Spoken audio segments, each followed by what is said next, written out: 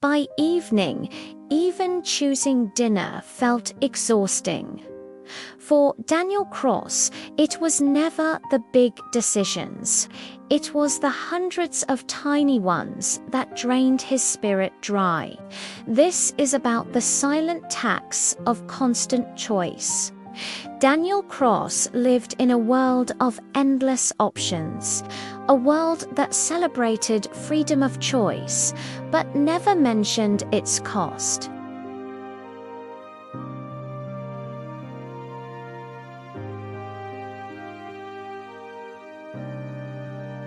What to eat? Which route to work?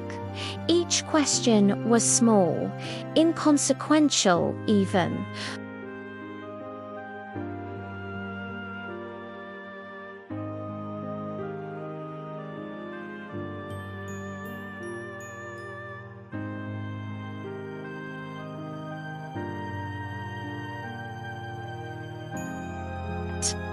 At work, it was a stream of micro-judgments. Reply to this email now or later. Accept or decline this meeting.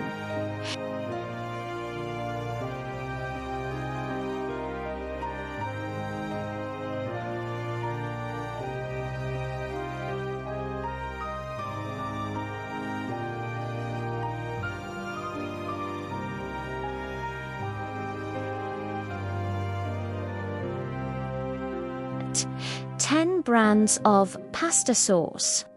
He stood there, paralyzed, not by need, but by abundance. The simple act of feeding himself had become a complex analysis of cost, health, taste, and ethics. He'd leave with nothing, or with the same safe item, feeling both defeated and relieved. Even his leisure was a chore. What to watch? What to read? Should he go for a walk or call a friend? His free time, meant for restoration, became another menu to navigate. The pressure to optimize his relaxation was the very thing that prevented it.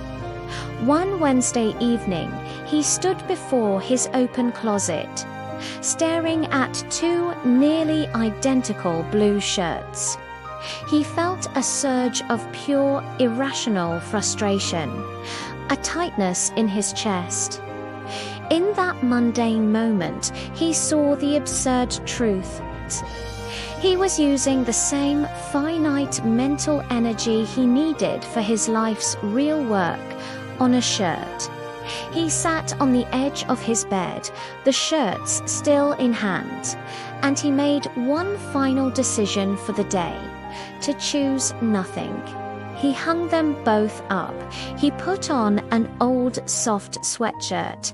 The relief was immediate, a tiny crack in the dam.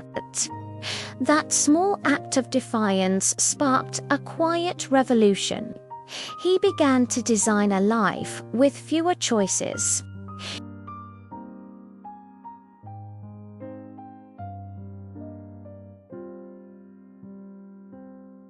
First parking spot, always.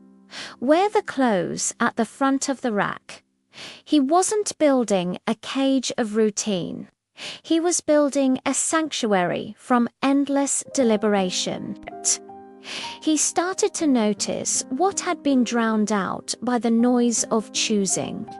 The taste of his coffee when he wasn't thinking about what he should be drinking. The texture of the afternoon light on his desk. The peace of rereading a favorite book without the guilt of a new one left unread. He learned that rest didn't always mean sleep or vacation.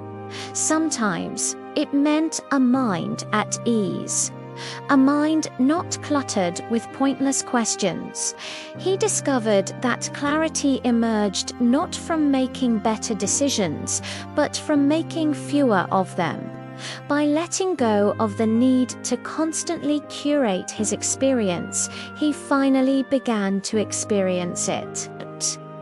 We confuse the freedom to choose with the obligation to choose well every single time. But the mind has a budget, and we spend it on the most inconsequential line items. True peace often arrives not when we find the perfect answer, but when we gently excuse ourselves from the question entirely.